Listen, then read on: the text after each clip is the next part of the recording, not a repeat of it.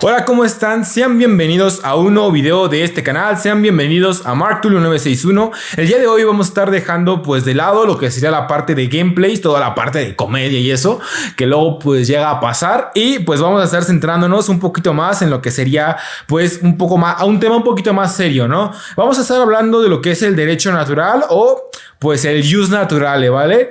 Vamos a explicar cómo encaja Dios en lo que es el jus naturale, cómo encaja la realidad que vivimos hoy en día y pues cómo encaja la razón también dentro de esto mismo, ¿no? Primero que nada hay que empezar a saber qué es el jus naturale. Bueno, esto va muy de la mano pues con lo que es el derecho positivo, ¿no?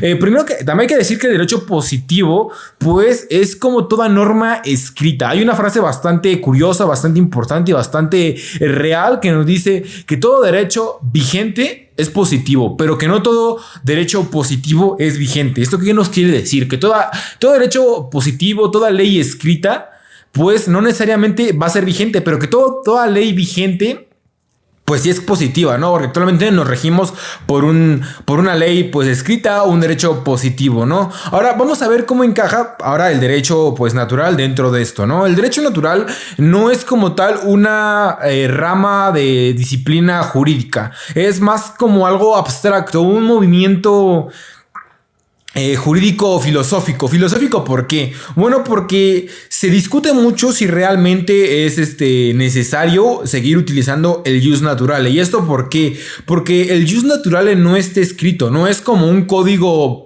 civil federal, un código civil de la Ciudad de México. No es como esto que está escrito, que tú lo puedes consultar sin ningún problema y te va a aparecer. El derecho natural es como... No, más que nada es algo hablado, algo que depende de la zona o el sitio donde te encuentres.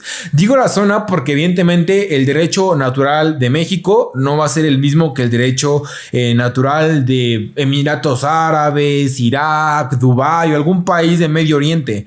¿Esto por qué? Porque compartimos diferentes creencias, diferentes culturas y ahí es donde entra Dios dentro de todo esto, ¿no? El derecho natural postula que es inmutable, que no se puede cambiar y que está hecho para que una sociedad sea justa. Pero hay que definir esta parte de justicia. O sea, somos seres sociales, eso es un hecho. Vivimos en sociedades, es obvio. ¿Y qué hacemos para que estas sociedades pues se pueda convivir de una manera armónica y no haya la necesidad de estar peleando por X o Y motivo a la hora de que hay conflictos? Eso es natural. Ahora, hay que verlo de esta forma. El jus naturale en ocasiones limita al derecho positivo. ¿Por qué? Bueno, pongamos esto como ejemplo. Un rey que fue atacado por una persona que se rebeló contra él. Bueno, este rey acaba con la vida de la persona y ahora ya no tiene la forma en cómo pues ejercer justicia, de cómo vengarse, llámalo como tú quieras, ¿no? Entonces, ¿qué hace este rey? Bueno, supongamos que en esta cultura el hecho cuando una persona muere tiene que ser enterrada, pues para que pueda descansar en paz su alma, ¿no? Entonces este rey, con tal de poder vengarse, de impartir justicia sobre esta persona, decide que esta persona no reciba entierro. Entonces aquí el familiar de la persona puede recurrir al derecho natural, que como digo, pues es que la persona se entierre, ya que su alma tiene que descansar, ¿no? Entonces el derecho natural siempre va a estar por encima del derecho positivo. En este caso, el derecho natural es el derecho a ser enterrado y tener un descanso eterno. Y el derecho positivo, que sería en este caso la ley del rey, que dice que esa persona debe de estar sin ser enterrada y que por lo tanto esa va a ser su forma de pagar, ¿no?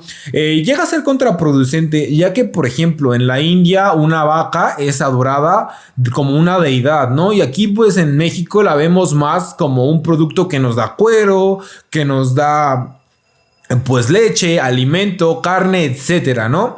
Entonces, ¿qué pasa? Que si una persona mata una vaca en India, pues va a ser juzgada conforme a, pues obviamente, el derecho positivo, pero este derecho positivo va a estar guiado por el derecho divino o el derecho natural, que en este caso postula que ninguna vaca debe de ser maltratada, asesinada, ya que pues representan a un dios, ¿no? De ahí viene la ley divina y así es como encaja, pues así es como encajaría Dios en todo esto, a diferencia de aquí, donde nuestro Dios pues es una persona, dependiendo si eres ateo, si eres cristiano, si eres católico, bueno, generalmente generalmente nuestra cultura se basa pues en que Jesucristo pues es Dios, o Dios es Dios Padre, Dios Hijo, etcétera, ¿no?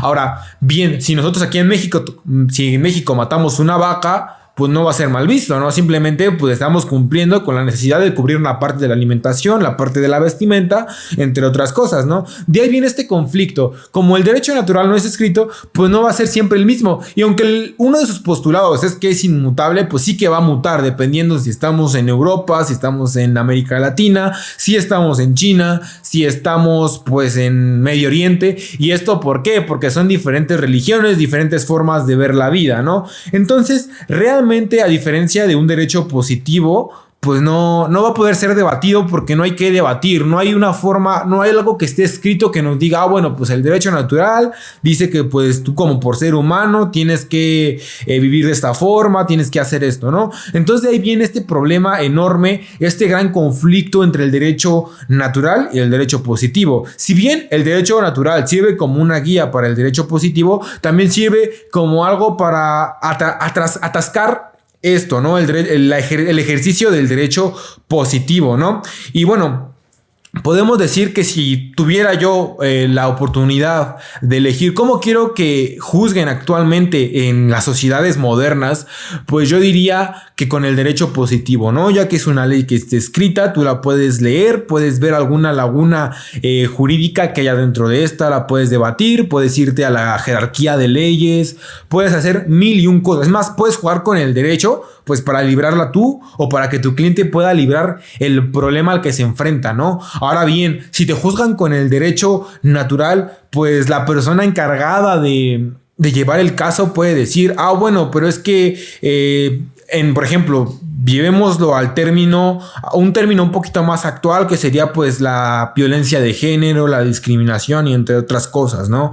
Lo que nos habla, por ejemplo, aquí, nuestro Código de Justicia mexicano, habla que se considera feminicidio todo acto por el de matar a una persona por el hecho de ser mujer, ¿no? Entonces nos remontamos a lo que dice pues la ley, que en este caso del Medio Oriente, que sería el Islam, en el cual pues nos dice que la mujer simplemente es un objeto para uso del hombre, ¿no? Entonces que tiene todo el derecho de poder ejercer como le plazca la voluntad sobre ella, ¿no? Igual el derecho romano, igual etcétera, etcétera, ¿no? El derecho natural pues no se actualiza, o bueno, sí podríamos decirlo como una actualización dependiendo de la ideología que tengan las personas, ¿no? A diferencia del positivo, que pues se actualiza dependiendo si se deroga una ley, si se abroga, si se modifica algo, etcétera, etcétera, ¿no? Entonces podríamos decir que si bien el derecho natural es una guía para el derecho positivo, también le sirve como una atadura, ¿no?